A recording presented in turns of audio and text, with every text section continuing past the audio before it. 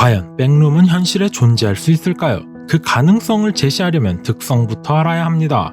요약된 동영상부터 보고 오시죠. 여기 동영상을 찍고 있는 한 무리가 있습니다.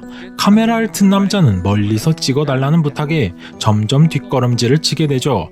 그 순간 땅이 꺼지며 난생 처음 보는 공간에서 깨어나게 됩니다.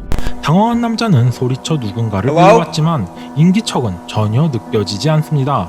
눈에 보이는 거라곤 노란색의 벽지와 천장에 빽빽히 박혀있는 네모난 전등뿐입니다. 그렇게 한참 동안 길을 따라 걷던 중 뒤에서 묘한 그림자를 보게 됩니다. 그리고 알 수 없는 문자와 글이 가득한 벽을 발견한 순간 스피커가 찢어진 듯한 소리를 내며 괴생명체가 쫓아오기 시작합니다. 그렇게 괴물을 피해 구멍에 뛰어든 남자는 또 다른 공간을 마주하게 되죠. 이곳은 가정집의 한 부분 같이 보입니다. 물론 인기척은 느껴지지 않습니다. 계속해서 남자는 계단을 따라 올라갔고 기다란 복도를 마주하게 되죠. 그리고 저 멀리 보이는 창문, 처음으로 외부를 볼 수 있다는 기대감에 남자는 달려갑니다. 하지만 창 밖으로 보이는 것은 막힌 천장과 수십 개의 비슷한 창문뿐. 그렇게 긴 시간 동안 떠돌던 그는 결국 탈출 표시를 발견하게 됩니다. 들뜬 마음으로 문을 열고 들어가지만 또 다른 백룸의 시작일 뿐이죠. 많은 매니아들을 양산하기도 했고 미스테리를 좋아한다면 모를 수 없는 영상이기도 하죠. 초기에 시작된 백룸은 인터넷 안에서 점점 발전하고 있습니다. 미스테리에서 출발한 개념에 점점 살이 붙고 세분화되어 가고 있죠. 각마다 레벨을 설정하기도 하고 엔티티 노클립 등 새로운 용어들도 계속해서 창조되고 있습니다. 과연 이러한 현상은 현실에서 불가능한 것일까요? 만약 세상이 시뮬레이션이고 프로그램이라면 실존할 수 있습니다. 생각해보죠. 현실의 모든 것은 게임에 대입할 수 있다라는 말이 있습니다. 우리가 현실을 대입해 게임을 만든 건지 세상이 프로그램이기 때문에 그것을 따라가는지는 알지 못합니다. 닭이 먼저냐 달걀이 먼저냐의 문제일 수 있죠. 하지만 인과관계가 어찌됐든 그 말은 사실입니다. 대부분의 현실 메커니즘을 게임에 대입할 수 있으니까요. 예를 들어 사람들의 재능이라고 불리는 것도 노력의 한계라고 불리는 것도 심지어 세상의 기본적인 규칙까지 말입니다. 그렇다면 백룸의 존재는 게임 시스템에 비춰봤을 때 어느 개념을 적용시킬 수 있을까요? 백룸의 존재 자체가 정상적인 현상은 아니죠. 예기치 않은 오류나 이상현상에 대입시킬 수 있을 겁니다. 게임이나 소프트웨어에는 버그와 글리치라는 두 가지 오류가 존재하죠. 비슷한 상황에 쓰이지만 둘의 차이를 한마디로 설명하자면 지속성이라고 할 수 있습니다. 버그는 프로그래밍된 로직이 꼬여서 발생하는 거라면 글리치는 여러 가지 요인들로 인해 일시적으로 발생할 수 있다는 특징을 가지고 있죠. 세상이 시뮬레이션 시스템이라는 가정하에 백룸이 존재한다면 백룸은 글리치에 속하게 될 겁니다. 무엇인가에 의한 일시적인 오류라고 볼 수 있죠. 그리고 보통 오류는 복잡한 프로그램일수록 자주 일어납니다. 게임으로 예를 들자면 정해진 루트를 따라가는 게임보다 소위 오픈월드, 샌드박스라고 불리는 게임에서 오류가 많이 발생하는 것과 같죠. 그리고 이 지구는 그런 게임과는 비교할 수조차 없을 정도로 정교하게 짜여진 시뮬레이션 시스템입니다.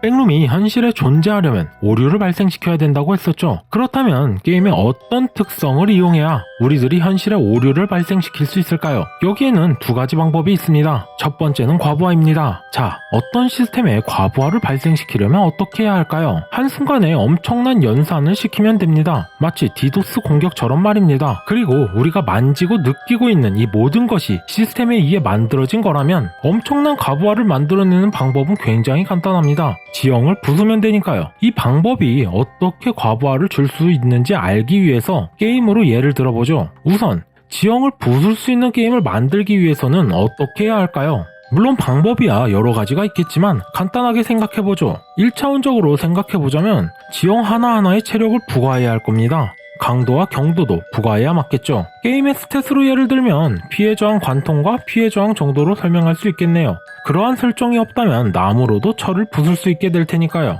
그렇다면 시스템에 과부하를 줄 정도로 엄청난 파괴를 하려면 굉장히 넓은 범위에 굉장히 강한 피해 저항 관통을 가진 무엇인가를 사용해야겠죠.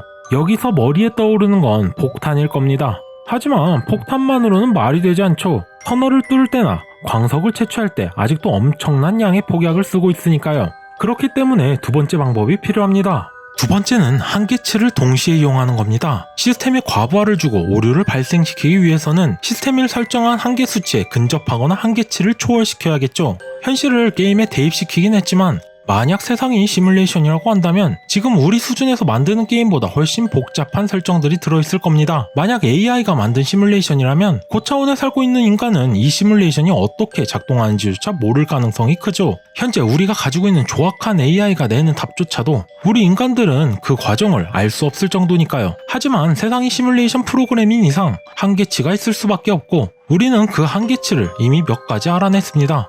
바로 절대 영도와 광속이죠. 둘 다 그 이하로, 그 이상으로는 물론 그것에 도달할 수조차 없게 만들어져 있습니다. 이유는 간단합니다. 그것들에 도달하기 위한 전제 조건이 괴랄하기 때문이죠. 절대 영도를 도달하기 위해서는 입자가 존재할 수 없을 정도로 모든 에너지를 뽑아내야 하며 광속에 도달하기 위해서는 질량 자체를 가지고 있으면 안 됩니다.